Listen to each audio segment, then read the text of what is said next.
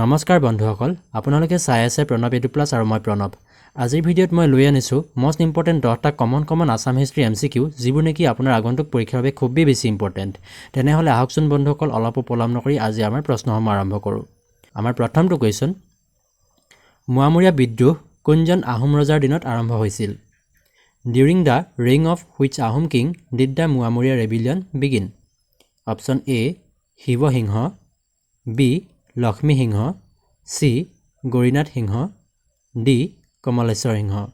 বন্ধুসকল ইয়াৰে শুদ্ধ আনসাৰটি হৈছে অপচন বি লক্ষ্মী সিংহ মুৱামৰীয়া বিদ্ৰোহ 1769 চনত আহোম ৰজা লক্ষ্মী সিংহৰ ৰাজত্বকালত আৰম্ভ হৈছিল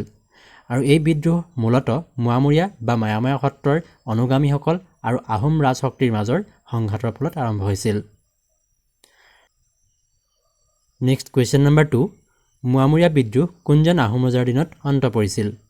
During the reign of which Ahom king did the Muamuriya rebellion end? Option A. Lakshmi Singha B. Gorinath Singha C. Kamaleswar Singha D. Chandrakanta Singha ইয়াৰে শুদ্ধ আনসাৰটি হৈছে অপচন সি কমলেশ্বৰ সিংহ এই মুৱামৰীয়া বিদ্ৰোহ দীৰ্ঘদিন ধৰি চলিছিল আৰু কমলেশ্বৰ সিংহৰ দিনত ইয়াৰ অন্ত পৰিছিল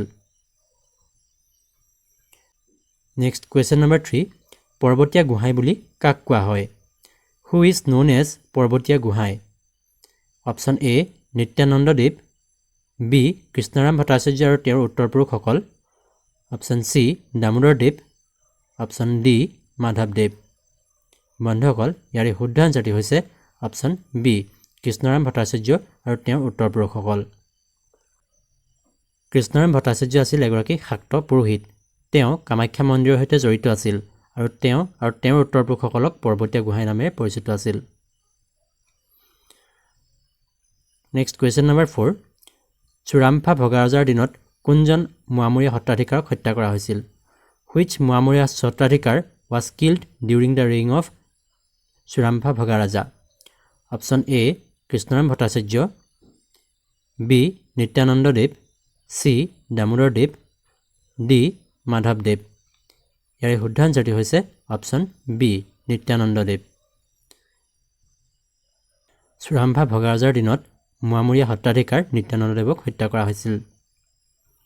নেক্সট কোৱেশ্চন নম্বৰ 5 চন্দ্ৰকান্ত সিংহৰ মাতৃৰ নাম কি আছিল What was the name of Chandrakanta Singha's mother? Option A. Rajmau Numoli B. Rajmau Phuleshwari C. Rajmau Joymati D. Rajmau Manipuri বন্ধুসকল ইয়াৰে শুদ্ধ আনসাৰটি হৈছে অপচন এ ৰাজমাও নুমলি চন্দ্ৰকান্ত সিংহৰ মাতৃ আছিল ৰাজমাও নুমলি তেওঁ আহোম ৰাজনীতিৰ এগৰাকী প্ৰভাৱশালী ৰাজমাও আছিল আৰু চন্দ্ৰকান্ত সিংহৰ সময়ত গুৰুত্বপূৰ্ণ ভূমিকা পালন কৰিছিল নেক্সট কোৱেশ্চন নম্বৰ 6 আহোমসকলে কোনটো পৰ্বতমালা পাৰ হৈ আহি অসমত প্ৰৱেশ কৰিছিল Which mountain range did the Ahoms cross to enter Assam বন্ধুসকল এটো খুবেই বেছি ইম্পৰ্টেন্ট কোৱেশ্চন অপচন এ ডিফু পাহাৰ বি গাৰু পাহাৰ সি পাটকাই পৰ্বত ডি মিকিৰ পাহাৰ বন্ধুসকল ইয়াৰ শুদ্ধ আনসাৰটি হৈছে অপচন সি পাটকাই পৰ্বত চুকাফাৰ নেতৃত্বত আহোমসকলে পাটকাই পৰ্বতমালা পাৰ হৈ আহি অসমত প্ৰৱেশ কৰিছিল 1228 চনত পাটকাই পাহাৰৰ পাৰ হৈ তেওঁলোকে ব্ৰহ্মপুত্ৰ উপত্যকাত প্ৰৱেশ কৰিছিল নেক্সট কোৱেশ্চন নম্বৰ 7 আহোমসকল আছিল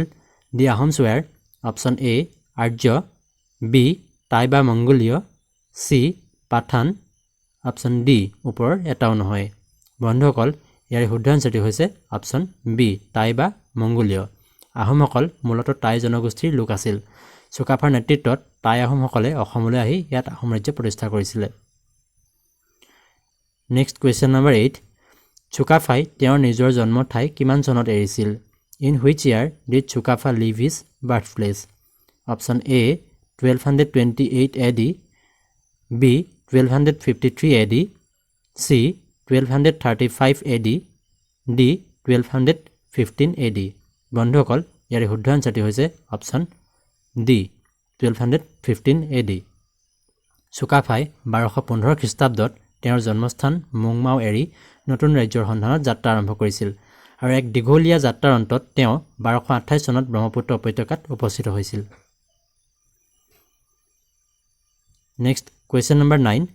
চুকাফাই কিমান চনত ব্ৰহ্মপুত্ৰ উপত্যকাত প্ৰৱেশ কৰিছিল in which year did Sukaphaa enter the Brahmaputra valley option a 1225 AD B 1228 AD C 1253 AD D 1235 AD ইয়াৰ শুদ্ধ আনসাৰটি হৈছে অপশ্যন B 1228 AD অৰ্থাৎ চুকাফাই 1228 খ্ৰীষ্টাব্দত পাটকাই পৰ্বতমালা পাৰ হৈ আহি ব্ৰহ্মপুত্ৰ উপত্যকাত প্ৰৱেশ কৰিছিল এই ঘটনাকে অসমত আহোম ৰাজ্যৰ আৰম্ভণিৰ সৈতে জড়িত এক গুৰুত্বপূৰ্ণ ঘটনা হিচাপে ধৰা হয় বন্ধুসকল আমাৰ নেক্সট কুৱেশ্যন 10 চুকাফাই প্ৰথম হেডকোৱাৰ্টাৰ ক'ত পাতিছিল Where did Chukafa first establish his headquarter? খুবেই বেছি ইম্পৰ্টেণ্ট কুৱেশ্যন বন্ধুসকল option A Sivasagar B Jorhat C Tipam D Charaideo ইয়াৰ শুদ্ধ আনসাৰটি হৈছে অপশ্যন চি টিপাম অসমত প্ৰৱেশ কৰাৰ পিছত চুকাফাই প্ৰথমে টিপামত তেওঁৰ হেডকোৱাৰ্টাৰ বা প্ৰাথমিক ৰাজকেন্দ্ৰ হিচাপে স্থাপন কৰিছিল পিছত 1253 চনত তেওঁ চৰাইদেউত ৰাজধানী স্থাপন কৰে বন্ধুসকল ভিডিঅ'টি ভাল পালে লাইক কমেন্ট আৰু শ্বেয়াৰ কৰিবলৈ নাপাহৰিব লগতে এনে ধৰণৰ নতুন নতুন MCQ পাই থাকিবলৈ আমাৰ চেনেলটো সাবস্ক্ৰাইব কৰি ৰাখিব আজিলৈ আহিছো মই প্ৰণৱ জয় হিন্দ জয় অসম